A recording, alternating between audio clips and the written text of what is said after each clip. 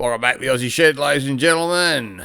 The time has come to have a bit of a crack at repairing and redoing all of the shoddy work that's been performed on the heads off the VG30DETT that we've just pulled out of the Fairlady. As I've touched on briefly before, these previously built heads were done quite poorly. They have had quite a bit of cash splashed on them, as far as new valve train, bigger valves, new valve springs, JWT 500 cams, etc. And they've been supposedly fully ported and polished, which they kind of have been done, but it's been done to a very, very poor standard.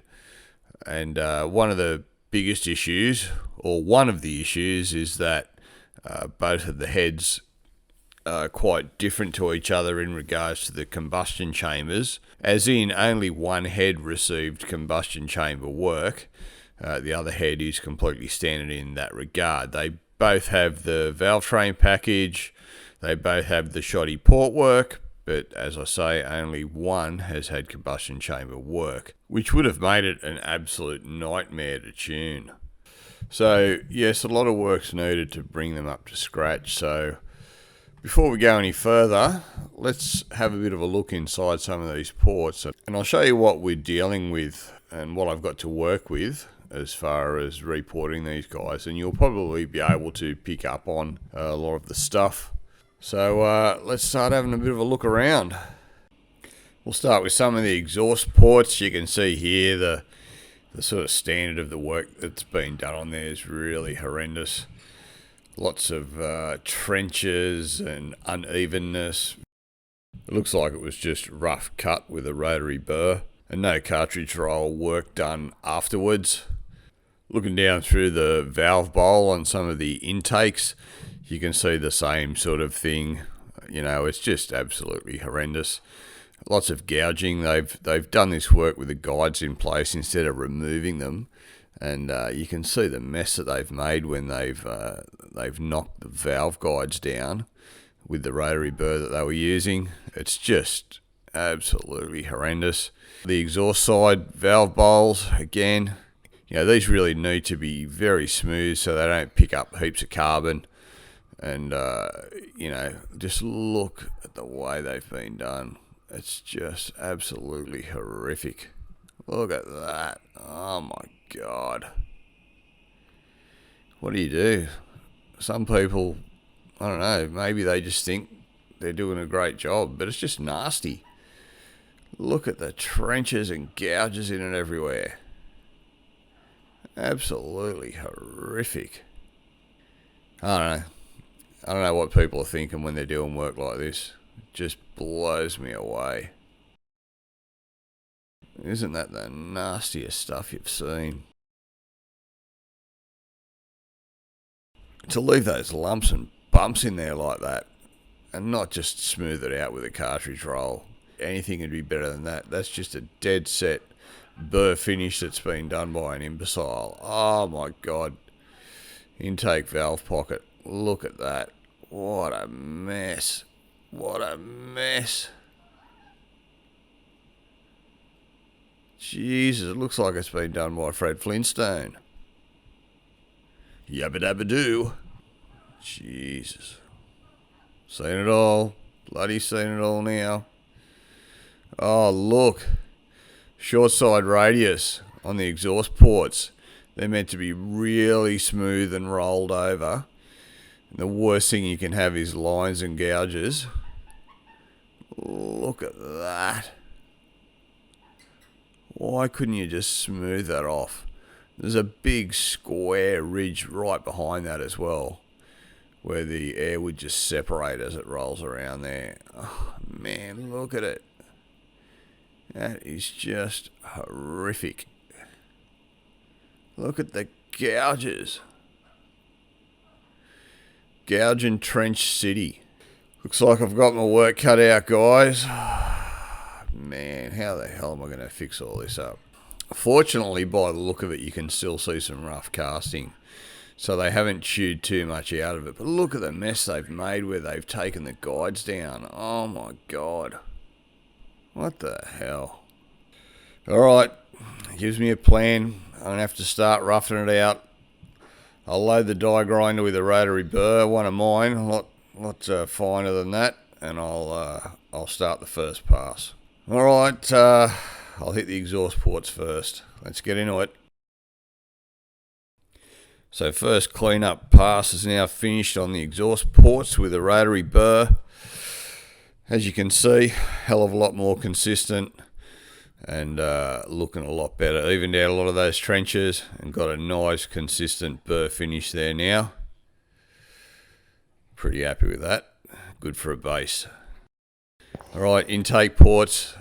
Again, this is the first pass, burr finish, just evening out all the inconsistencies, getting rid of all those trenches that have been cut down in there and trying to build a decent profile in and smooth out all that mess around the valve guides.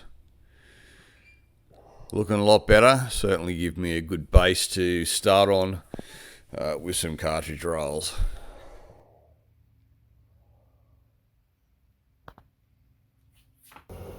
Second pass on the intake side now.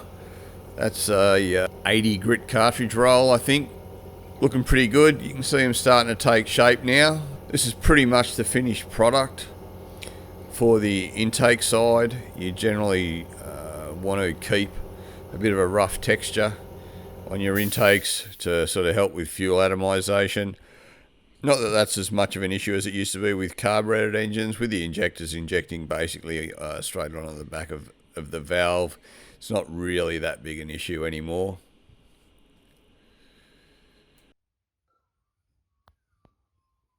Second pass on the exhaust ports now. First pass with a cartridge roll, again 60 grit. Looking pretty good, starting to get a bit of form to it. Just building on top of what we already achieved by smoothing everything out with a rotary burr. We've got some decent shape there now, some decent consistency.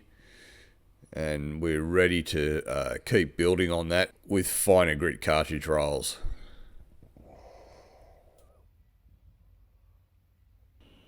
Third pass on the exhaust ports, 120 grit cartridge rolls.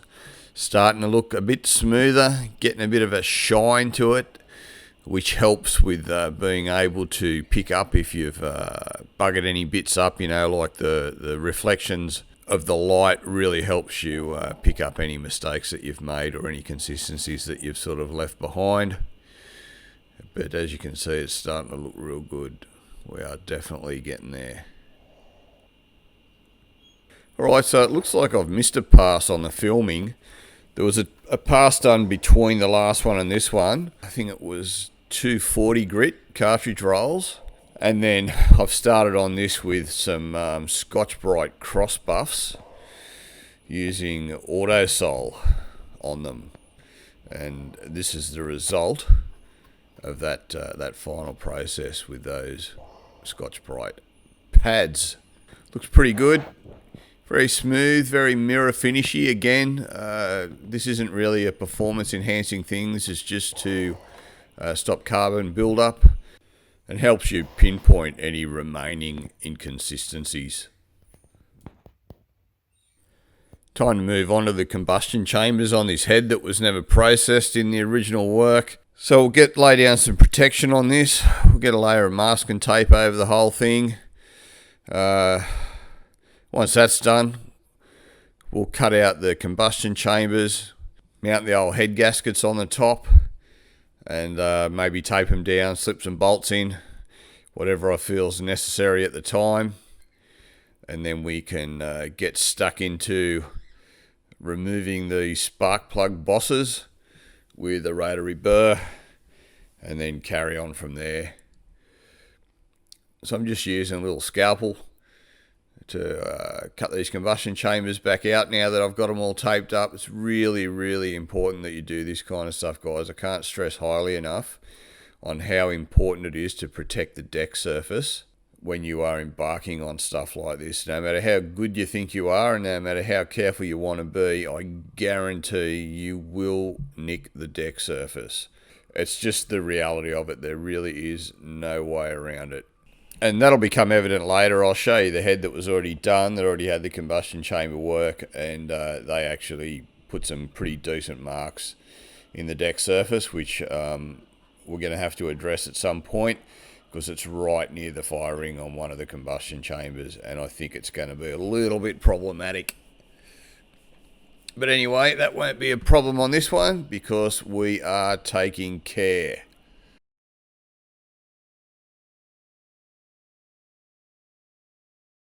And we'll pop the old head gasket on just to give us another layer of protection.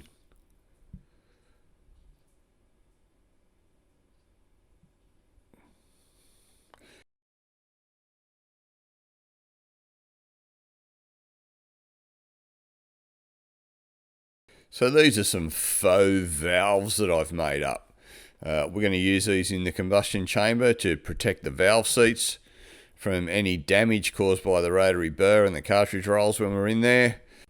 I knocked these up by welding a washer onto a long bolt and then turning it in the mini lathe.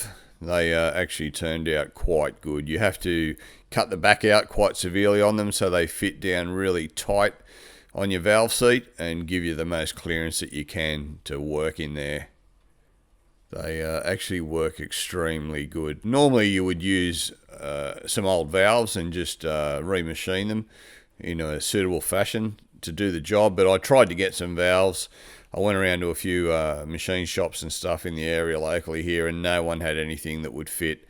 So I was in a position where, what am I going to do? I might as well put the time in and just make them up myself. But anyway, it allowed me to keep pushing forward and get the job done. And sometimes, guys, you just got to suck it up and bite the bullet and do whatever's necessary. So I've decided to just use a ball nose double cut rotary burr on these spark plug bosses. You can see I'm using electrical tape on the chuck on the die grinder there, just for more added protection. Anything that you can use to reduce your chances of damaging anything, mate, that's what you have to do. So a bit of care with something like this. It is kind of fine detail work doing something like these spark plug bosses. It's very easy to run off with the burr and end up down the spark plug hole and damage the thread. But, you know, steady hand and, you know, you'll be right.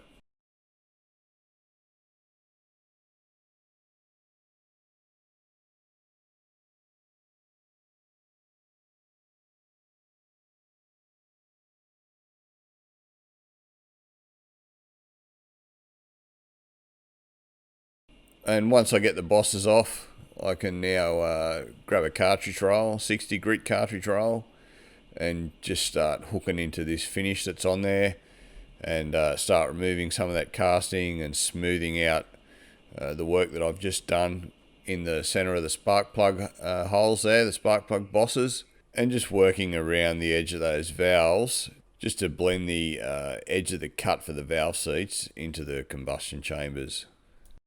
And that turned out pretty good.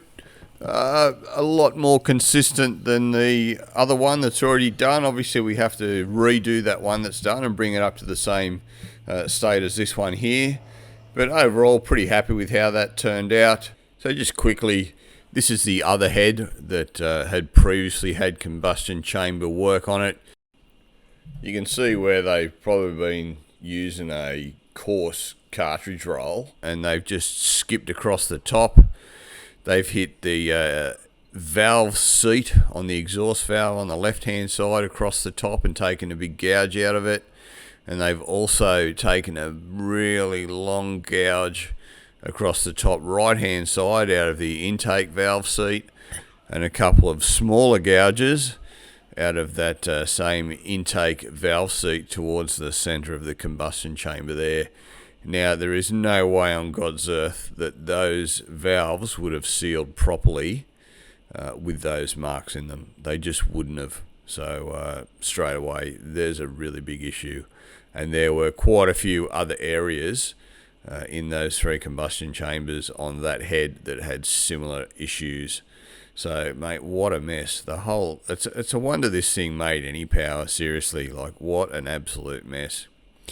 Anyway, I'll get both the heads together on the bench and we'll have a look at how they turned out after all the final stuff's done, and we'll start with going over some of the ports and just having a bit more of an overall look at them. So that's after the final pass on our exhaust ports there, guys. They've come up pretty good. Don't be too impressed by the shiny finish. It's not really a performance thing. It's more about having a surface that carbon isn't going to stick to. Only the exhaust ports have been polished up like this. The main thing is the consistency in the size and shape of the ports. So I've been using various calipers and things like that to get back all the consistency that was lost from the previous porting job. And it's obviously from all of the previous footage that you've seen, it was quite a lot of work to get rid of all of the trenches and all of the unevenness that was just created by that sloppy mess that was there when we started. Again, these are exhaust ports, so don't be too impressed with the finish. You don't really have to go this far. Once you get to a certain point, it's pretty easy to go from just a fine cartridge roll finish to sort of a polished finish, if you've got all the tools there to do it. So we'll have a look at these combustion chambers now. So you can see we do have symmetry back again in these combustion chambers. Again, they're polished up. Don't be super impressed by the finish. It's not a performance thing. And as I mentioned in the ports, once you get to a certain point, it's not that hard to go from that to a polish. There were a few bits and pieces in the original combustion chamber work that I couldn't really fix up, which will be addressed eventually. But just little things like, you saw the sort of fake valves that I made up so that I didn't hit the deck anywhere or any of the valve seats or anything like that. And you can see here, I found this little spot right here where they've actually nicked the combustion chamber, and it's right on the edge of the firing there. We've got to have a look at that, make sure it's not going to be a problem later on, or again it might have to be something that's welded. When the heads are decked, we're going to lose probably half of it, which might put it outside of the firing. But that's exactly why you go to the effort of covering everything up like you saw me do, guys. Tape it up, sit the head gasket on there, and even then tape that up. And I generally will cover the collet nut of the Dremel with electrical tape as well to soften that up. And I'd say that's what that's from. I reckon they've been going in this way with their die grinder, and they have hit that with the chuck on the die grinder. I reckon that's definitely what it's from. That doesn't look like a burn nick, that looks like a chuck nick. And there's also a lot of areas where they have actually hit the valve seats and made a little bit of a mess of them. You can see that these valves have been lapped. You can see the kind of texture. Where are we? You can see the sort of texture that's been left on the top of the valve cut there on the 45. Looks like they've used a pretty coarse grit when it was lapped in. And again, you can see where that mark is there, but you can see the lines around it, how kind of rough that is. Definitely looks like it's been lapped with some pretty coarse compound. So I'm not confident to lap these in just with lapping compound. I honestly believe there is too much damage to the seats to be able to try and correct it with lapping compound. You certainly could give it a try, but what that's going to do is it's going to change the widths of your valve seats and kind of create irregularities. Like, lapping compound isn't for fixing fuck-ups like that. It's just not what it's for. If you're having to lap something so much, there's a good chance you're going to actually be changing the valve seat and the valve interface as well. You really need to get the seats recut if there is any damage like that. And then lapping is really only done just to make sure that all of that seat work and everything is spot on, and generally, you know, a lot of the hardware store or auto parts store lapping compounds are too coarse for that sort of stuff. You need to use like really fine lapping compound. So these heads obviously need more work. I also have an issue with the valve guides. You can see that the guides have been sort of cut off in position. Instead of removing the guides and porting the heads, they kind of cut them in position. I'd say probably using a burr on a die grinder. You saw a lot of the damage on some of the earlier stuff. This is just down in the intake ports. You can see they're still rough. They're 80 grit, nice and even, and everything all fixed up. They came up really well. But I've actually measured all the valve guides, and the valve guides are a bit flogged out. They're not super bad, but they're bad enough that if you've got, you know, the heads off and apart like this, there's no way you'd put it all back together, particularly if you were putting new valves in with those guides. So when these heads were built before, they certainly cheaped out by not replacing the guides. So they are the original guides that are still in there, and they would have been already flogged out at that stage. So yeah, again, I don't know who did the work and what they were sort of trying to achieve, whether they were trying to save money or whether they were just, you know, not capable of doing any better work. I really have no idea. So basically, even though I've corrected the porting and the combustion chamber work to the best of my ability, they still need guides. So I'm going to get some bronze valve guides. I'll get some Ferrea valve guides, and I will probably take the heads to a head place and get a new proper valve job done on it, get all the valves checked and all the valve angles checked and corrected at the same time, and I will probably get the valve guides done. I may pop the valve guides out, sit the new ones in myself, and just get the shop to hone the guides to size, because once they're done, they do need to be recut. Or I might just get them to do all of it. I don't know at this stage. But what I do know is Mrs. Aussie Shed has gone out to do some grocery shopping. So if I'm quick, I might be able to run these guys through the dishwasher while no one's home. Let's go and have a look. Alrighty, this should be just about done. Nice and steamy hot. Look at that. Looks nice and spanky.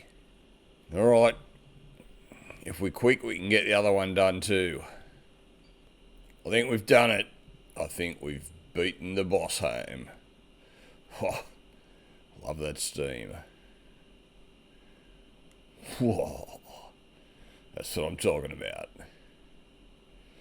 Alright, that looks bloody fantastic. Let's get these back out to the shed. I might just give them both a bit of a hit with a pressure cleaner, just to get rid of any leftover residue from the dishwasher cleaner stuff. Alright, let's get out to the yard.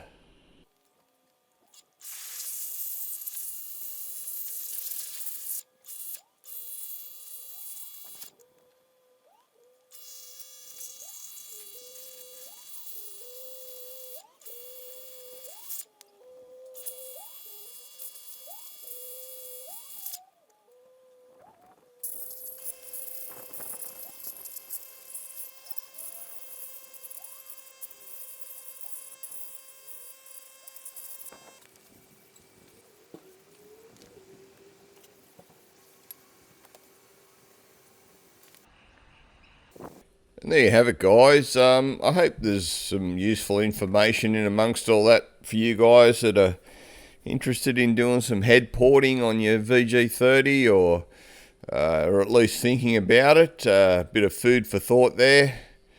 Obviously, if some idiots had already attacked the engine, you might be in a position like I was, where you've got a whole heap of fixing up to do. So at least this video may help in that regard, to sort of see where you want to end up with it, and the sort of steps that you have to go through to fix up that kind of shoddy crap that you often come across with cars.